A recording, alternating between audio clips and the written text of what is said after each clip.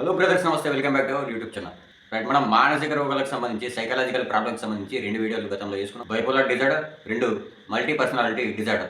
మరి ఈ రోజు చెప్పుకోబోయేది హెల్యూజినేషన్కి సంబంధించిన సైకలాజికల్ ప్రాబ్లం గురించి తెలుసుకోబోతున్నాం. మరి హెల్యూజినేషన్ అంటే ఏంటంటే మనం ఆల్రెడీ చాలా సినిమాలు చూసుంటాం. ఓకే, తనకు తాను ఊహించుకోవడం, అది వాస్తవంలో జరగకపోయినా ఎవరో తనతో మాట్లాడుతున్నట్టు, బెదిరిస్తున్నట్టు. మొన్న కూడా ఒక వీడియోలో మీకు చెప్పిన కదా, డిప్రెషన్లోకి వెళ్ళిన వాడి లక్షణాలలో ఇది కూడా ఒక భాగం. ఓకే, డిప్రెషన్ బాగా ముదిరినప్పుడు ఈ హెల్యూజినేషన్ కూడా కంబైండ్ అవుతుంది ఆ ప్రాబ్లంకు. మరి దీని గురించి ఒక డాక్టర్ ఏమంటుండో, ఒక సైకాట్రిస్ట్ ఏమంటుండో మనం విందాం.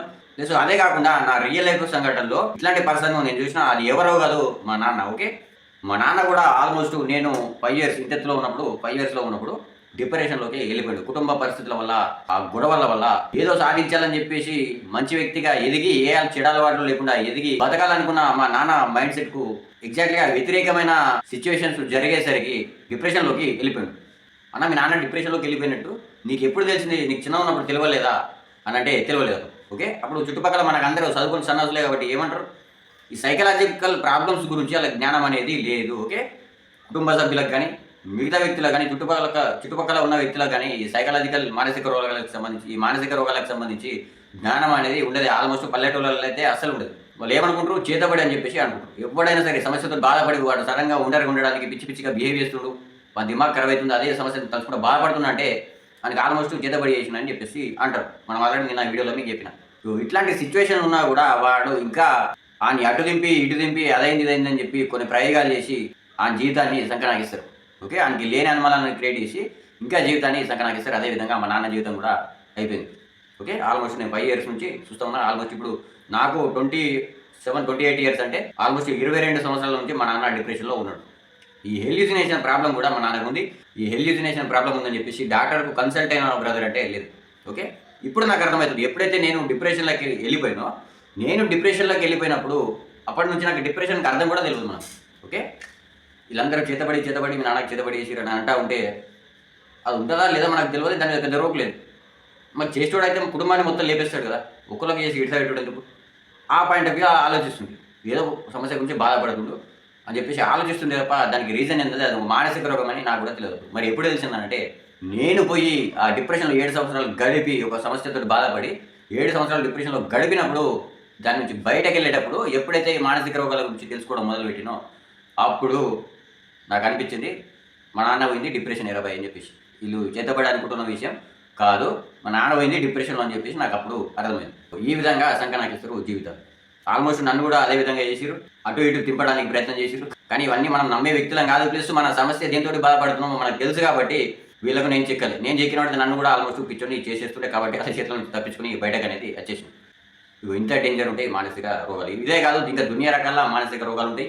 ఈ మానసిక రోగాలు వీళ్ళకు ఎట్లుంటుందంటే, వీళ్ళ మైండ్లో నార్మల్గా వీళ్ళు పల్లెటూళ్ళలో ఉండే వ్యక్తులకు ఎట్లుంటుంది మైండ్ అంటే, పల్లెటూళ్ళనే కాదు సిటీలో మన భారతదేశంలో ఉన్న వ్యక్తులకు ఎట్లుంటుంది మైండ్ అంటే, యంగేజ్కి వస్తారు, అమ్మాయి అబ్బాయి పెళ్లి చేసుకుంటారు, వాళ్ళ పిల్లలు పుడతారు, వాళ్ళ ఎంగేజ్కి వస్తారు, వాళ్ళు పెళ్లి చేసుకుంటారు, వాళ్ళ పిల్లలు అంటారు, పెరుగుతారు, జాబులు చేస్తారు, పెరుగుతారు, సంపాదిస్తారు, వాళ్ళ పిల్లలు అంటారు, సంపాదిస్తారు, వాళ్ళ పిల్లలు అంటారు. అంటే ఈ ఫిజికల్ ప్రాసెస్ అని మాత్రమే అలా గుర్తుంటుంది తప్ప, ఓకే, శరీరానికి దెబ్బ తగిలితే దానికి ఆయింట్మెంట్ పెడతాం, డాక్టర్ దగ్గర కొంటూ పోతాం అనే విషయం ఉంటుందనేది తప్ప, మిగిలిన ఈ సైకలాజికల్ ప్రాబ్లమ్స్, మనిషి ఎదుగుతున్న క్రమంలో వాడు వీక్ పర్సనాలిటీస్ అయితే వాడు చూసిన పరిస్థితులను బట్టి వాడి మెదడు దెబ్బతింటుంది. వాడికి వచ్చిన సమస్యను బట్టి, అది చెప్పుకోలేని సమస్య కానీ, లేకపోతే వాడి మనసుని ఇబ్బంది పెట్టిన సమస్య కానీ, ఇట్లాంటి సమస్యలు ఉండి వాడిని మెల్లమెల్లగా డిప్రెషన్లోకి నూపుతాయి. ఓకే, లేదా ఈ సమాజం వల్ల కానీ వాడుకున్న లోపాన్ని ఎక్కిరించే విధంగా మాట్లాడినప్పుడు వాడు మనసు బాధ చేసుకుని డిప్రెషన్లోకి కూరుకుపోతాడు అనేది, ఇట్లాంటి ప్రాబ్లమ్స్ ఉంటాయి అనేది కూడా ఎవరికి కూడా తెలియదు. ఆల్మోస్ట్ ఆ తెలియకపోవడం వల్లనే ఇట్లాంటి రోగాలు వచ్చినప్పుడు ఈ హెల్యూజినేషన్ క్రియేట్ అయినా కానీ, లేదా ఈ డిప్రెషన్లోకి అయినా కానీ, లేదా ఈ డిజార్డర్లో ఉన్నా కానీ వీళ్ళు ఏమనుకుంటారంటే చేతబడి అని చెప్పేసి అనుకుంటారు. నాకు అప్పుడప్పుడు ఏమనిపిస్తుంది అంటే, ఈ చేతబడి ఎవడు కాన్సెప్ట్ తీసుకొచ్చిండు, ఎవరిని మోసం చేయడానికి తీసుకొచ్చిండు, ఆ లంజోడు కనుక నాకు దొరికితే వారి కాలు చేతులు ఇరగదేంగి అప్పుడు చేయమని చెప్పేసి అడగాలి. అట్లా అనిపిస్తుంది నాకు. ఇటువంటి లంజోడుకులు కొంతమందిని మోసం చేయడానికి దయ్యం కాన్సెప్ట్, దేవుడు కాన్సెప్ట్ అనేది తీసుకొచ్చి దాని గురించి కూడా ఫ్యూచర్లో మనం వీడియో చేసుకోవడానికి ప్రయత్నం చేద్దాం. ఇలా ఈ సమస్యతోటి మా నాన్న బాధపడుతుందని చెప్పేసి నేను ఆ సమస్యతో బాధపడ్డప్పుడు అర్థమైంది ఇది డిప్రెషన్ అని చెప్పేసి. ఎస్, ఎగ్జాక్ట్లీ నేను ఏ విధంగా అయితే బిహేవ్ చేసినో మా నాన్న కూడా అదే విధంగా బిహేవ్ చేసి స్టార్టింగ్లో డిప్రెషన్లోకి వెళ్ళిపోయిందని చెప్పేసి నాకు అర్థమైంది. అప్పుడు మానసిక రోగం పవర్ అనేది ఎంత ఉంటుంది అనేది, ఎంత నెగిటివ్గా ఉంటుంది అనేది, ఒక మనిషి జీవితాన్ని ఎంత సంకనాకిస్తుంది అనేది, ప్లస్ దానికి తోడు ఈ చుట్టూరుగా ఉన్న వ్యక్తులు సౌటనా కొడుకులు అజ్ఞాన పరులు అయితే ఆ జీవితం ఎట్లా సంకనాకిపోతుంది అనేది నేను కల్లారా చూసాను. ఓకే, అప్పుడు మనకు తెలియదు కానీ పెద్దగైనాక మనకు అర్థమైంది. మనం ఆ ప్రాబ్లమ్ ఫేస్ చేసినప్పుడు అర్థమైంది. వీలైతే మా నాన్నని కూడా ఒకసారి వీడియోలో కనిపించే విధంగా వేసి మీకు చూపిస్తా, మీరు అబ్జర్వ్ చేసి మీకే అర్థమవుతుంది.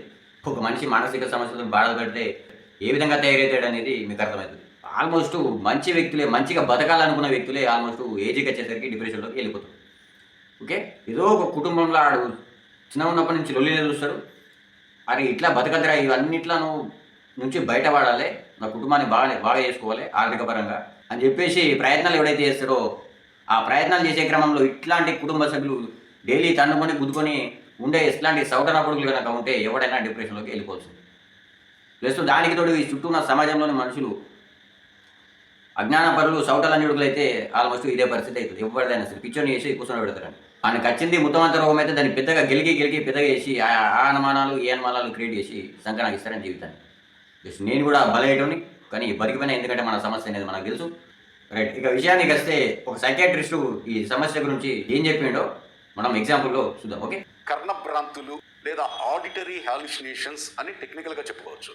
అయితే మన గ్రామీణ వాసులందరూ కూడా ఇలా గాలి నుండి మాటలు వినిపిస్తూ ఉంటే వీడికి ఏదో దెయ్యం మాటలు వినిపిస్తున్నాయి, భూతం మాటలు వినిపిస్తున్నాయి, దెయ్యం రకరకాల ప్రక్రియలు, మూఢనమ్మకాలతో కూడిన వైద్యాలు చేయించి మనిషి యొక్క జీవితాన్ని శాస్త్రీయంగా మనం చెప్పుకోవాలి అంటే వీటిని ఆడిటరీ హాలుసినేషన్స్ అంటాం. అంటే చుట్టుపక్కల మనుషులు లేకపోయినా, పరిసరాల్లో ఎవరు లేకపోయినా, ఎక్కడి నుండో కొంతమందికి అయితే విచిత్రంగా వేరే ఊరు నుండి, ఎక్కడో బెంగళూరు నుండి, చెన్నై నుండి, ఎక్కడో ఆంధ్రప్రదేశ్లో ఉన్న వ్యక్తికి మాటలు వినిపిస్తున్నట్టు, వాళ్ళ ఇంట్లో వాళ్ళు మాట్లాడుతూ ఉంటే ఇతని గురించి మాట్లాడుతున్నట్టు, ఇతని గురించి కామెంట్ చేస్తున్నట్లు, ఇతని గురించి బెదిరిస్తున్నట్లు, తిడుతున్నట్లు, హరాస్ చేస్తున్నట్లు, ఇలా రకరకాలుగా మాటలు వినిపిస్తాయి. వీటిని ఆడిటరీ హాలుసినేషన్స్ లేదా కర్ణభ్రాంతులు అంటాము.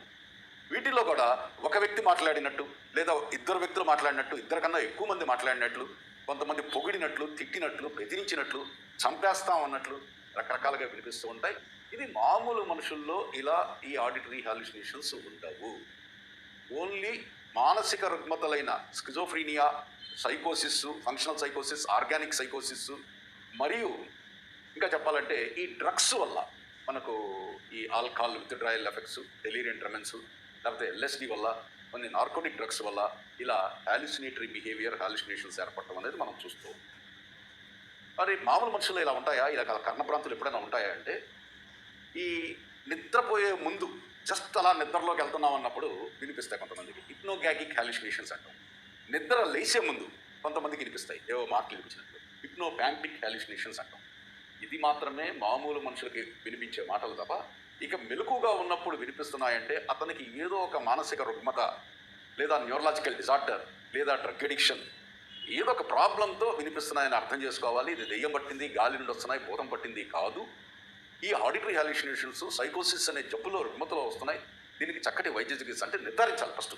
ఈ హాలుసినేషన్స్ ఎందుకు వస్తున్నాయి? సైకోసిస్ వల్ల, స్కిజోఫ్రీనియా వల్ల, లేకపోతే డ్రగ్స్ వల్ల, న్యూరలాజికల్ ప్రాబ్లం, బ్రెయిన్లో జబ్బు వల్ల, ఇది మనం నిర్ధారించుకొని సరైన వైద్య చికిత్స అంటే ఆ అనుభవం ఉన్న మానసిక వైద్యుడితో కానీ, ఒకవేళ న్యూరలాజికల్ ప్రాబ్లం వల్ల వస్తూ ఉంటే న్యూరాలజిస్ట్తో కానీ, ఏదేమైనా క్వాలిఫైడ్ డాక్టర్తో వైద్య చికిత్స చేయించుకుంటే ఈ ఆడిటరీ హాలుసినేషన్స్ నుండి మనం విముక్తులయ్యే అవకాశం ఉంది. రైట్, చూసారు కదా, ఇదే మ్యాటర్. ఓకే, ఇట్లాంటి ఒకటే కాదు, దునియా రకాల మానసిక రోగాలు అంటే అవన్నిట్ల గురించి కూడా వీలైనప్పుడు మీకు ఒక్కొక్క వీడియోలో ఎగ్జాంపుల్తో సహా చెప్పడానికి ప్రయత్నం చేస్తాం. Okay right, thank you very much. ఈ వీడియో మీకు నచ్చిందని అనుకుంటున్నాను. మరి ఇంకో వీడియోలో మళ్ళీ కలుద్దాం. బాయ్.